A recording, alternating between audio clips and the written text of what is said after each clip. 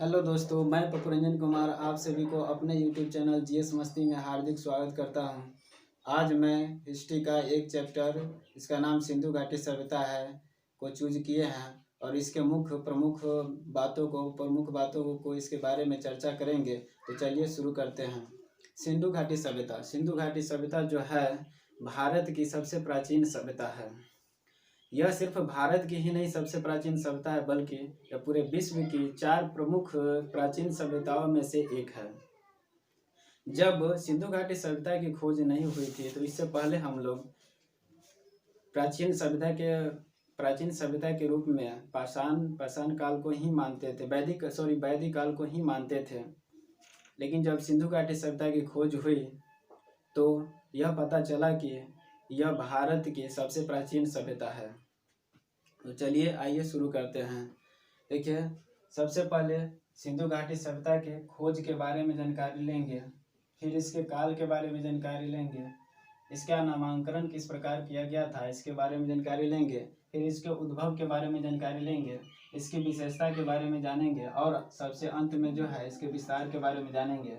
और next class में इसका जो है 2 टॉपिक जो है, यानी इसका स्थल, कौन कौन के स्थल पर इसका खुदाई किया गया था, इसके बारे में हम नेक्स्ट क्लास में जानेंगे, जिससे ऑब्जेक्टिव क्वेश्चन बनता है। और दूसरा जो है इसका पतन किस प्रकार हुआ इसके बारे में जानेंगे नेक्स्ट क्लास में। चलिए देखिए, खोज में है जो फर्स्ट जो देखिए, इसको एक बेसिक स्ट्रक्चर में ढाल करके तैयार किए हैं ताकि यह ऑब्जेक्टिव क्वेश्चन बनाने के लिए बहुत ही हेल्पमंद साबित हो। किसी भी चैप्टर को पढ़ने से पहले इसका एक बेसिक स्ट्रक्चर किस प्रकार होना चाहिए इसको ध्यान में देते हुए तब इसकी चर्चा करते हैं। तो चलिए देखिए, फर्स्ट में जो चार्ल्स मैसन जो है क्या थे। चार्ल्स मैसन 1826 ईस्वी में पाकिस्तान स्थित हड़प्पा क्षेत्र का जो है इन्होंने दौरा किया। तो हड़प्पा क्षेत्र में इन्हें जो है कुछ अवशेष मिले। तो इन्होंने यह अनुमान लगाया कि यहाँ पर कोई नगर रहा हो, लेकिन इन्होंने पूर्ण रूप से यह अनुमान नहीं लगा सका कि यहाँ पर कोई सभ्यता रहा हो। तो इसीलिए यह जो है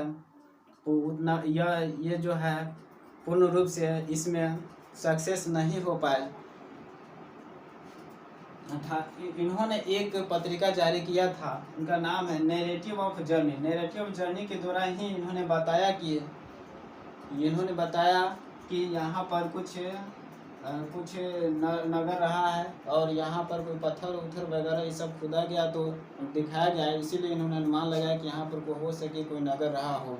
लेकिन यह पूर्ण रूप से इस बात से संतुष्ट नहीं हुए कि यहाँ पर कोई प्राचीन सभ्यता हो। उन्होंने उतना गहराई से अध्ययन नहीं कर पाया, तो ये उतना सक्सेस नहीं हो पाया। लेकिन इन्हीं के द्वारा जो है, जब ये नैरेटिव ऑफ जर्नी के द्वारा जो है बातों को फैलाया गया और ये अपना बातों को ये फैलाया, तो आगे चलकर जो है सेकेंड में बर्टन बंधु नाम का 2 व्यक्ति आया, जिनका नाम है, 2 भाई था, जेम्स बर्टन और विलियम बर्टन, 2 भाई थे। ये दोनों क्या थे, इंजीनियर थे। इन्होंने 1856 में जब ब्रिटिश शासनकाल में रेल चलाने के लिए रेल मार्ग की खुदाई का काम चल रहा था, रेल मार्ग बिछाने का काम चल रहा था। तो उस समय खुदाई हुआ और खुदाई में इन्होंने ईंट के टुकड़ों को देखा। तो ईंट के टुकड़ों का इस्तेमाल जो है रेल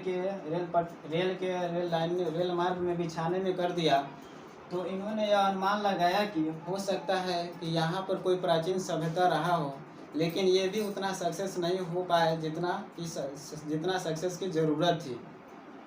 अगला है अलेक्जेंडर कनिंघम जो थे 1853 से 1856 ईस्वी तक यह भारत के पुरातत्व विभाग के जो है डायरेक्टर थे। इन्होंने इस हड़प्पा क्षेत्र का दौरा किया और गहराई रूप से अध्ययन किया, लेकिन ये भी उतना सक्सेस नहीं हो पाया जितना हम लोगों को ज़रूरत था। फिर आगे चलकर आता है जॉन मार्शल जो है, इन्होंने 1921 ईस्वी में उस सभ्यता का जो है दौरा किया और ये पूर्ण रूप से अनुमान लगा चुके थे कि यहाँ पर जरूर कोई प्राचीन सभ्यता है। यहाँ पर कोई प्राचीन सभ्यता है तो इन्होंने क्या क्या किए, इन्हीं के नेतृत्व में, इन्हीं के जो नेतृत्व में कौन थे, दयाराम साहनी और दूसरा राखालदास बनर्जी, ये दोनों जो है, दयाराम साहनी जो है 1921 ईस्वी में हड़प्पा सभ्यता की खोज की है और राखालदास बनर्जी ने 1922 ईस्वी में मोहनजोदड़ो की खोज की। जॉन मार्शल जो है इम्पोर्टेंट बन जाता है। जॉन मार्शल ने ही, अगर एक क्वेश्चन ऑब्जेक्टिव में क्वेश्चन बन सकता है कि कौन सा ऐसा जो भारतीय पुरातत्ववेत्ता हुए जिन्होंने हड़प्पा सभ्यता की खोज का मुख्य नेतृत्व उन्हीं के सिर पर जाता है, तो वो थे कौन, जॉन मार्शल। जॉन मार्शल के द्वारा ही हड़प्पा सभ्यता के क्षेत्र का खोज के रूप में महत्वपूर्ण सूचना मिला था, इन्होंने ही खोज किया था। चलिए आगे देखिए इसके काल के बारे में। काल में जो है, काल के यानी इस टाइम के बारे में बहुत सारे पुरातत्ववेत्ता में विभेद रहा है, यानी इसके काल के बारे में पूर्ण रूप से जानकारी नहीं हो पाया है, क्योंकि सिंधु घाटी सभ्यता क्या है, सिंधु घाटी सभ्यता जो है एक तरह से क्या है, अनुमानित रूप है। इनको खुदाई के द्वारा ही जाना जाता है। खुदाई के समय जो भी चीज़, पुरातत्व चीज़ जो मिला हुआ था उसी के अनुमान पर इसके काल का अवधि निर्णय लिया जाता है। इसीलिए इसके काल में जो है पुरातत्ववेत्ता का क्या है कि बहुत सारे पुरातत्ववेत्ता का अभी तक वर्णन ठीक रूप से नहीं कर पाए हैं। देखिए जॉन मार्शल के अनुसार जो है 3250 BC से लेकर 2750 BC तक है इसकी अवधि, यानी सिंधु घाटी सभ्यता का अवधि जो है 3250 BC से लेकर 2750 BC तक माना जाता है, इनके द्वारा, जॉन मार्शल के द्वारा। तो यह एक महत्वपूर्ण बन सकता है क्योंकि जॉन मार्शल ने इस खोज में मुख्य भूमिका निभाई थी, इसीलिए इनका तिथि जो है बहुत इम्पोर्टेंट हो सकता है। इसलिए यह याद रखिएगा, ये पूछ सकता है कि जॉन मार्शल के द्वारा जो सिंधु घाटी सभ्यता के कार्य कितने हैं, तो 3250 BC से लेकर के 2750 BC तक है। ठीक है, नेक्स्ट देखिए second, DP Agrawal. DP Agrawal जो है C14 पद्धति के तहत बताए थे, इसका कार्यकाल जो है 2300 से लेकर के 1750 BC तक है। डीपी अग्रवाल के द्वारा बताया गया, इन्हीं के द्वारा मान्यता दिया गया कि C14 पद्धति क्या है, तो C14 पद्धति के द्वारा किसी भी जीवाश्म के आयु को ज्ञात किया जाता है। लेकिन सभी ने क्या किए कि पुरातत्ववेत्ता ने बताया कि हो सकता है कि इसका सामान्य, सभी का सामान्य जो है अवधि जो है माना गया तो 2500 BC से लेकर 1700 BC तक माना गया है। पहले इसके नामांकन के बारे में जानते हैं। इसका नामांकन जो है फर्स्ट में जो है सिंधु सभ्यता, इसका नाम सिंधु सभ्यता क्यों पड़ा? सिंधु सभ्यता इसका नाम इसलिए पड़ा कि जब इसकी खुदाई हुई थी तो यह देखा गया था कि सिंधु नदी के किनारे ही इस सभ्यता की खोज हुई, इसीलिए सिंधु नदी के नाम पर इस सभ्यता को सिंधु घाटी सभ्यता के नाम से जानते हैं। दूसरा है सिंधु सरस्वती सभ्यता। सिंधु सरस्वती सभ्यता में, यानी सिंधु सरस्वती सभ्यता के नाम से भी इनको जानते हैं। सिंधु सिर्फ सिंधु नदी ही नहीं बल्कि सरस्वती नदी के किनारे भी इसके कुछ अवशेष मिले हैं, इसीलिए इसका नाम जो है सिंधु सरस्वती सभ्यता रखा गया। नेक्स्ट है हड़प्पा सभ्यता। हड़प्पा सभ्यता इसको क्यों बोला जाता है? हड़प्पा जो है, हड़प्पा फर्स्ट जो है हड़प्पा सभ्यता की फर्स्ट जो है भूमि का खुदाई हुआ था वो हड़प्पा वाले जगह पर हुआ था, जो कि पाकिस्तान में स्थित है, जो वर्तमान में क्या है, पाकिस्तान में स्थित है। हड़प्पा में जो है इसकी खुदाई की प्रथम खुदाई जो है हड़प्पा शहर में हुआ था, इसीलिए इस सभ्यता का नाम जो है हड़प्पा सभ्यता रखा गया। स्थल पर देखा जाए तो भूमि के अनुसार जो हड़प्पा सभ्यता, इस सिंधु घाटी सभ्यता का नाम हड़प्पा सभ्यता रखा गया। थर्ड है उद्भव के बारे में जाने, यानी इसका निर्माण किस प्रकार हुआ। देखिए इसका निर्माण विदेशी मत के अनुसार अलग है और जो है क्या कहते हैं स्थानीय मत के अनुसार अलग अलग है। विदेशी मत अपना मत किस प्रकार देते हैं उसके बारे में जानते हैं, और स्थानीय मत जो है अपना मत किस प्रकार देते हैं उसके बारे में भी जानेंगे। चलिए विदेशी मत के अनुसार जो फर्स्ट में आता है सुमेरियन सभ्यता। सुमेरियन सभ्यता इसको क्यों बोला गया? सुमेरियन सभ्यता इसलिए बोला गया था कि उस समय विश्व के 4 बड़ी सभ्यताओं में से जो था ना, सिंधु घाटी सभ्यता जो है सबसे बड़ी सभ्यता थी, इसके साथ जो था ग्रीक, इसके साथ जो था मेसोपोटामिया की सभ्यता था। कुछ आगे जाने पर जो है मेसोपोटामिया की सभ्यता आया। इसके बाद इससे भी कुछ आगे जाने पर जो है कौन सी सभ्यता आया, तो मिस्र की सभ्यता आया। सिंधु घाटी सभ्यता और मेसोपोटामिया की सभ्यता, मिस्र की सभ्यता, तीन तो सभ्यता थी जो बहुत ही विश्व विख्यात थी। सिंधु घाटी सभ्यता जो यहाँ पर है, इसके बाद है मेसोपोटामिया की सभ्यता। मेसोपोटामिया की सभ्यता में ही एक और सभ्यता थी जिसका नाम था सुमेरियन सभ्यता। सुमेरियन सभ्यता, इस सुमेरियन लोग ने क्या किया कि विदेशी मत के अनुसार विदेशी लोगों को मानना है, जिसमें Marshall Wheeler, Charles D Kosambi, ये लोग क्या बोलते हैं कि विदेशी लोग जो है यही यानी सिंधु घाटी सभ्यता जो था, सिंधु घाटी सभ्यता इसका नाम क्यों पड़ा, सुमेरियन सभ्यता जो था यानी सिंधु घाटी सभ्यता से कुछ आगे जाने पर आया मेसोपोटामिया की सभ्यता। मेसोपोटामिया की सभ्यता में ही एक सुमेरियन सभ्यता थी। सुमेरियन लोग जब यहाँ पर आए इंडिया में, भारत में आकर के इस सभ्यता के निर्माण किया था, इसीलिए इसको क्या कहा गया, सुमेरियन सभ्यता का नाम दे दिया गया।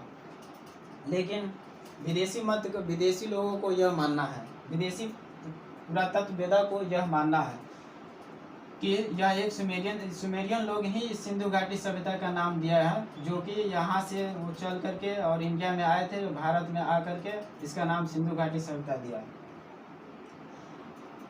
लेकिन स्थानीय मत के अनुसार जो है इसमें इसको द्रविड़ बोला जाता है। द्रविड़ जाति के लोग जो है इसकी खोज किया था। इसमें इनका मुख्य मानने वाला जो है राखलदास बनर्जी है। राखलदास बनर्जी के अनुसार इन्होंने बोला कि देखिए यहाँ पर ऐसी कोई बात नहीं है कि यह सुमेरियन सभ्यता यहाँ पर आकर के और इसका नाम रखा गया कि सिंधु घाटी सभ्यता है, जबकि यह इस सभ्यता से कोई भी चीज इस सभ्यता से नहीं मिलता था, सुमेरियन सभ्यता से नहीं मिलता था। इसका ईंट का आकार अलग था, इसका ईंट का आकार अलग था। इनको कहना था, राखलदास बनर्जी को मानना था कि इसका ईंट अलग था, इसका ईंट अलग था, इसके भवन का निर्माण कुछ अलग ढंग से थे, इसके भवन का निर्माण जो है कुछ अलग ढंग से थे। इन्होंने बताया कि यह द्रविड़ जाति का लोग ही इसका खोज किया था, इसका निर्माण किया था। इसका निर्माण जो है द्रविड़ जाति का लोग किया था, यह जो है राखलदास बनर्जी ने बताया।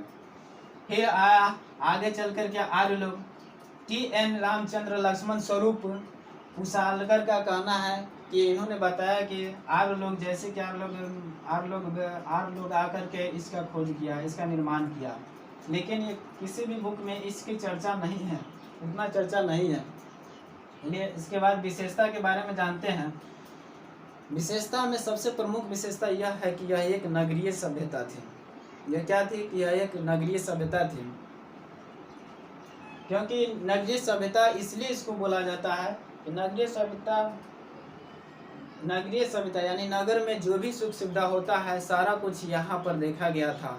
नगर में क्या होता है कि भवन जो होते हैं ईंट का होते हैं, भवन ईंट का बना होता है, नाला का व्यवस्था सुव्यवस्थित ढंग से होता है, सड़कें चौड़ी होती है, इत्यादि सुविधाएं सब नगर में देखा जाता है।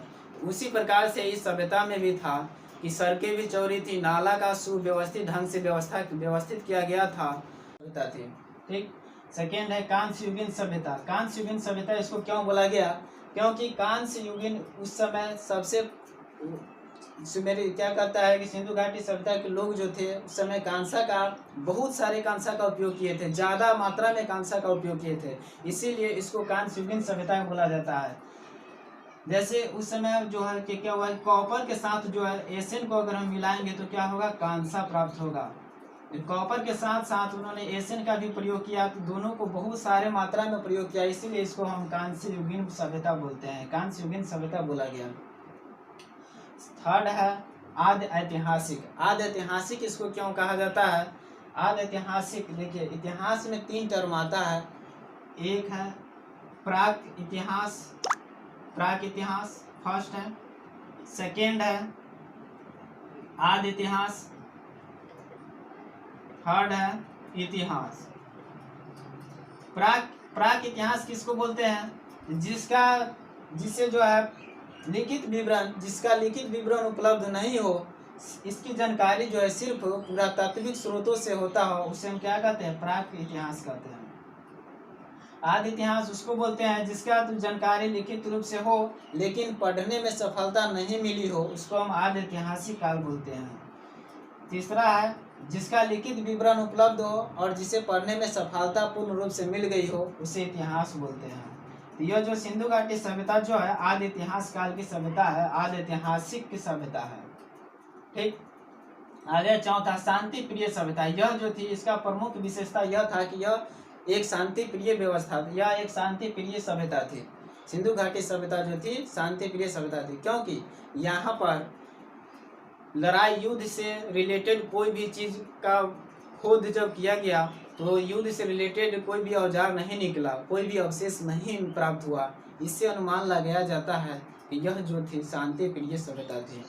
लोगों में शांति ढंग से सुव्यवस्थित शासन में व्यवस्थित रह करके जीने का अनुमान लगाया गया है कि यहाँ पर कोई युद्ध नहीं हुआ था, यह एक शांति प्रिय व्यवस्था थी।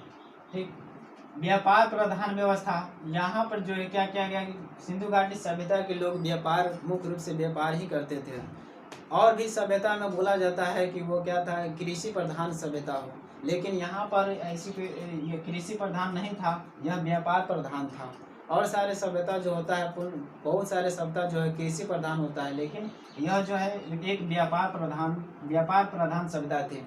क्योंकि नगरों में देखा जाए तो अभी भी व्यापार लोग ही ज़्यादा रहते हैं, व्यापारिक सभ्यता भी वहाँ पर अभी भी है। इसीलिए जब यह नगरीय सभ्यता थी तो यहाँ पर स्वाभाविक है कि व्यापारी प्रधान होगा, व्यापार ही प्रधान होगा, तो इसलिए इसको व्यापार प्रधान सभ्यता भी कहा गया है। विस्तृत सभ्यता, यह एक विस्तृत सभ्यता भी थी। इसकी विशेषता, प्रमुख विशेषता यह भी था कि यह एक विस्तृत सभ्यता थी। क्यों? क्योंकि देखा जाए कि सिंधु घाटी सभ्यता जो है मेसोपोटामिया की सभ्यता और मिस्र की सभ्यता, दोनों के सभ्यता को मिलाकर देखा जाए तो इसके 12 गुना ज़्यादा जो है सिंधु घाटी सभ्यता का क्षेत्र था। इस दोनों की सभ्यता को मिला दिया जाए एक साथ, सिंधु घाटी सभ्यता जो था ना, यानी मेसोपोटामिया की सभ्यता और मिस्र की सभ्यता, इस दोनों की सभ्यता को एक साथ मिला करके इसमें 12 से मल्टीप्लाई कर दीजिए, उतना बड़ा जो था सिंधु घाटी सभ्यता था। इसीलिए इसको बोला जाता है कि ये विस्तृत सभ्यता थी। अब इसके विस्तार के बारे में जानते हैं। इसके विस्तार के बारे में हम मैप के थ्रू जानेंगे, तो चलिए देखते हैं इसके विस्तार के बारे में।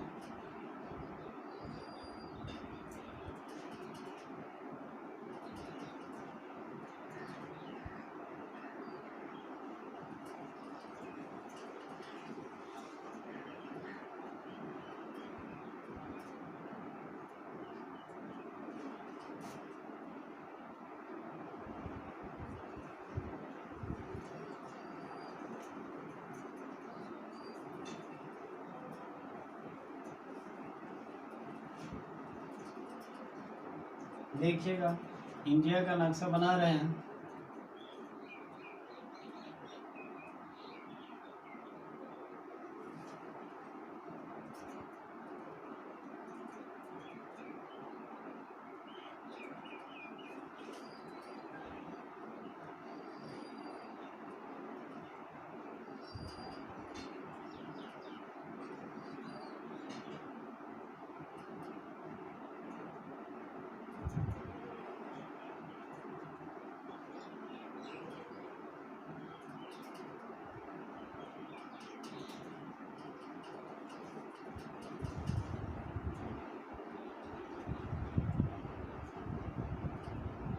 ये हो गया इंडिया। यहाँ पर जम्मू कश्मीर में क्या था, मांदा एक स्थान था जो चेनाब नदी के किनारे है। उत्तर में जो है जम्मू कश्मीर में मांदा एक स्थान है, मांदा जो चेनाब नदी के किनारे है। यहाँ पर भी इसका यहाँ पर इसका विस्तार रूप से यहाँ पर इसका सीमा था।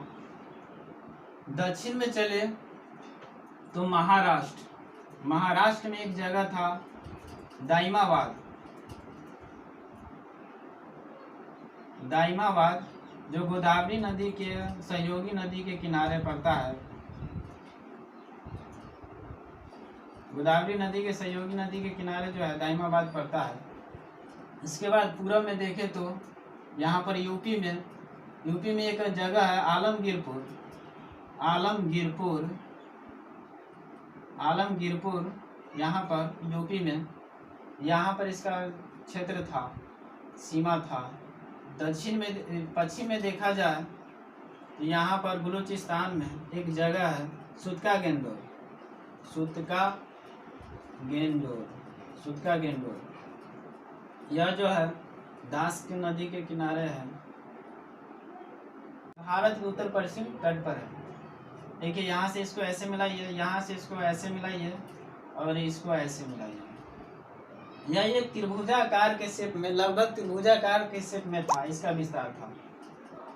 यहाँ से यहाँ तक की लंबाई जो है, यहाँ से यहाँ तक की लंबाई लगभग कितना है 1600 किलोमीटर, और यहाँ से यहाँ तक की लंबाई जो है लगभग 1400 किलोमीटर। इतना दूर में इसका विस्तार रूप से इसका विस्तृत था, इतना दूर में यह फैला हुआ था।